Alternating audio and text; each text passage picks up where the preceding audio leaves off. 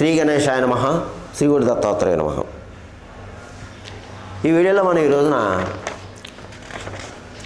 కర్కాటక రాశి మే మాసంలో కర్కాటక రాశి ఎలా ఉందో తెలుసుకుందాం. పునర్సు 4వ పాదము, పుష్యమి 1, 2, 3, 4 పాదాలు, అశ్విని 1, 2, 3, 4 పాదాలు కర్కాటక రాశిలోకి వస్తాయమ్మా. ఈ రాశిలో ఉన్న స్త్రీలకి పురుషులకి చాలా బాగుంది, అద్భుతంగా ఉంది, మంచి యోగం నడుస్తుందమ్మా. అదృష్టవంతులమ్మా కర్కాటక రాశి వారు. ఎందుకంటే బయటకు వచ్చేసారు, 2.5 సంవత్సరాలు బట్టి బాధపడుతున్నారు. ఈ కర్కాటక రాశిలో ఉన్న ఆడవారు మగవాళ్ళు అందరూ పిల్లలు కూడా 2.5 సంవత్సరాలుగా బాధపడుతున్నారు. ఇప్పుడు బయటకు వచ్చేసారు మీరు.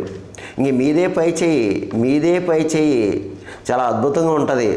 మీరు ఇంక పట్టిందల్లా బంగారం అన్నట్టు ఉంటుంది. ఇంకా పట్టిందల్లా బంగారం అన్నట్టు ఉంటుంది. పెండింగ్లో ఉన్న వ్యవహారాలన్నీ పూర్తవుతాయి. ఆర్థిక లావాదేవీలు బాగుంటాయి. అలాగే ధనపరంగా బాగా కలిసి వస్తుంది. రుణాలు తీరుస్తారు. ముఖ్యంగా మీరు రుణాలు తీరుస్తారు. అలాగే కొత్త వ్యవహారాలకి శ్రీకారం చుడతారు. బంధుమిత్రుల సహాయ సహకారాలు లభిస్తాయి. మీకు దంపతుల మధ్య ప్రేమ అనురాగాలు ఉంటాయి. కుటుంబ సఖ్యత బాగుంటుంది. మీ సంతానం బాగుంటుంది. చదివేవారు ఉంటే చక్కగా చదువుతారు. ఒకవేళ మీ సంతానం వివాహం అయ్యే అమ్మాయిలు అబ్బాయిలు ఉంటే మాత్రం తప్పనిసరిగా శుభకార్యాలు జరుగుతాయి. అలాగే సెటిల్మెంట్లు కూడా చక్కగా జరుగుతాయి. మీకు ఈ మే మాసంలో ఏదైనా సెటిల్మెంట్లు ఉంటే మీకు సెటిల్మెంట్లు కూడా పూర్తవుతాయి. ఇకపోతే కొత్త ప్రణాళికలు వేసుకుంటారు. మీరు కొత్త ప్రణాళికలు వేసుకుంటారు. అలాగే దూర ప్రయాణాలు చేస్తారు. దైవ కార్యాల్లో పాల్గొంటారు. తీర్థయాత్రలు చేస్తారు. చాలా అద్భుతమైన భవిష్యత్తు ఉందా మీకు. అలాగే మంచి మిత్రుల యొక్క సహాయం పొందుతారు. మీ సంకల్పం నెరవేరుతుంది. అన్ని రకాలుగా బాగుందని మీకు. భూగృహ సంబంధ లావాదేవీలు పూర్తవుతాయి. అలాగే శుభకార్యాలకు హాజరవుతారు.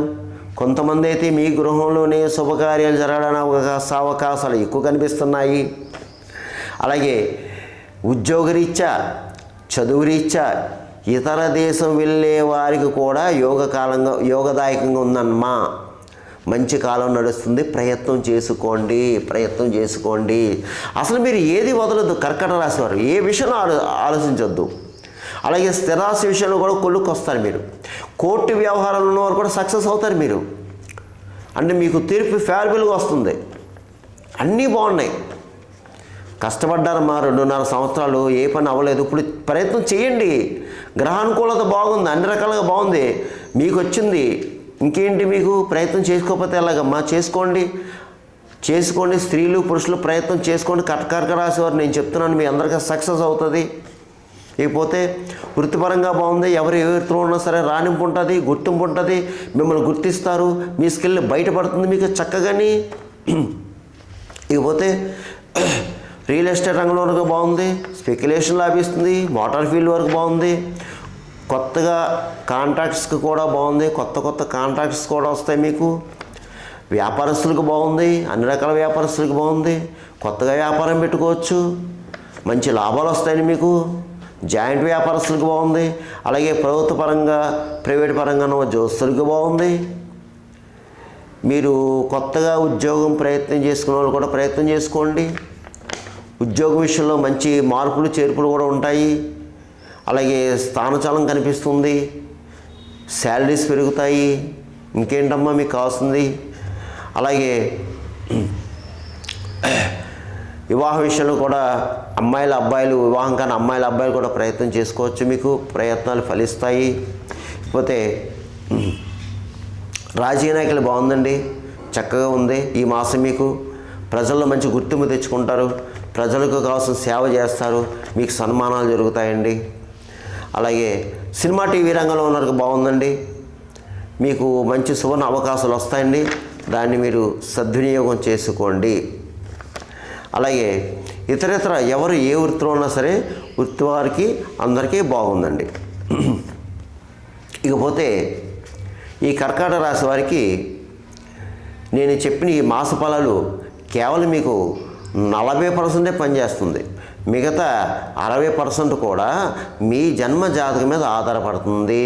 ఎందుకనగా మీ జన్మజాతకంలో జరిగే దశ అంతర్దశ లగ్నాత్తు ఉన్న ఆ యొక్క గ్రహాల యొక్క పరిస్థితి అది చూసుకోవాలి. ఎందుకంటే కొంతమందికి జరగచ్చు, కొంతమందికి జరగకపోవచ్చు.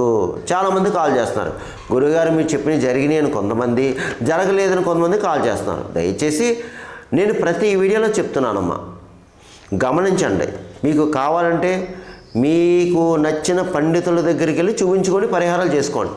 లేదండి అయ్యా, కింద నెంబర్ ఉంది, నెంబర్కి కాల్ చేసి అపాయింట్మెంట్ తీసుకోండి, మీరు ఫోన్ చేయండి, మీకు కావాల్సిన సలహాలు సూచనలు ఇవ్వడం జరుగుతుంది. ఇకపోతే ఈ కర్కాటక రాశి వారు ఈ మే మాసంలో నేను చెప్పిన పరిహారం చేసుకుంటే బాగున్న వాళ్ళకి, బాగోలేని వారికి అందరికీ బాగుంటుంది. ఏముంటాయి అంటే మీరు ఏమీ లేదండి, ప్రతి సోమవారం కూడా వీలైతే శివాలయంలో అభిషేకాలు చేయించుకోండి.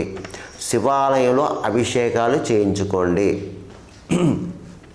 అలాగే ఒక సోమవారం రోజున కిలోంపావు బియ్యం తెల్లటి వస్త్రంలో మూట కట్టి, దాంతోపాటు స్వయం పాకం, ఇతర కాయగూరలు, అపరాలు మీ యథాశక్తి అక్కడ ఉన్న శివాలయంలో ఉన్న అర్చక స్వామివారికి స్వయం పాకం దానం చేయండి. అంతే. ఇకపోతే మీరు అమ్మవారికి శుక్రవారం రోజున కుంకుమ చేయించుకోండి. అయ్యా దేవాలయం కుదరలేదండి అయ్యా, ఇంట్లోనే చక్కగా అమ్మవారికి అర్చన చేసుకోండి, మీకు మీరే పూజ చేసుకోండి.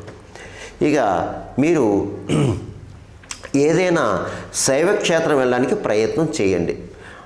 లేదు మీ ఊళ్ళోనే మీకు దగ్గరలోనే శివాలయం ప్రదోష వేళ అంటే సాయంత్ర వేళలో వెళ్ళడానికి ప్రయత్నం చేయండి. సాయంత్రం వేళ వెళ్ళి ఒక 3 ప్రదర్శన చేసి అక్కడే దేవాలయంలో కూర్చుని ఓం నమః శివాయ మంత్రం చేసుకొని చాలు. ఇకపోతే గోవికి గడ్డి వేయండి, కుక్కలకి బిస్కెట్లు బ్రెడ్ పెట్టండి, పావురాలకి జొన్నలు వేయండి, కాకులకి తీపి అన్నం పెట్టండి, పిచ్చుకలకు చిరుధాన్యం వేయండి.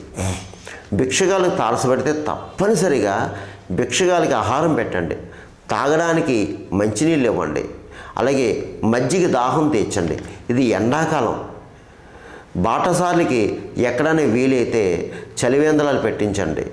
ఏదైనా చక్కగా ఒక పెద్ద కుండలో అక్కడ నీళ్ళు పెట్టించండి, బాటసార్లు తాగుతారు. ఇది ఎంతో పుణ్యం. అలాగే ఈ సమ్మర్లో అన్నదానం కూడా చేస్తే మంచిది. కనీసం ఒక వ్యక్తికి, ఒక భిక్షగాడికి ఒక పెరుగన్నం పెట్టినా చాలమ్మా. అది మాకు గుర్తుపెట్టుకోండి.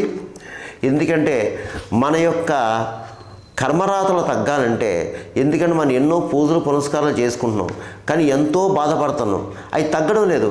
ఈ దాన ధర్మాల వల్లే కర్మలు తగ్గుతాయమ్మా. ఈ దానాలు ధర్మాలు, ఈ పుణ్యక్షేత్రాలు, దైవ దర్శనాల వల్లే ఈ యొక్క కర్మఫలం తగ్గుతుంది, పూర్వజన్మలో చేసుకున్న కర్మఫలం. అందు గురించి ఏంటంటే మీరు జాగ్రత్తగా చేసుకోండి. కర్కాటక రాశి వారు భయపడాల్సిన పని అయితే లేదు, ధైర్యంగా ఉండండి, అడుగు ముందుకు వేయండి. సర్వేజన సుఖినో భవంతు, శుభం భవతు, స్వస్తి.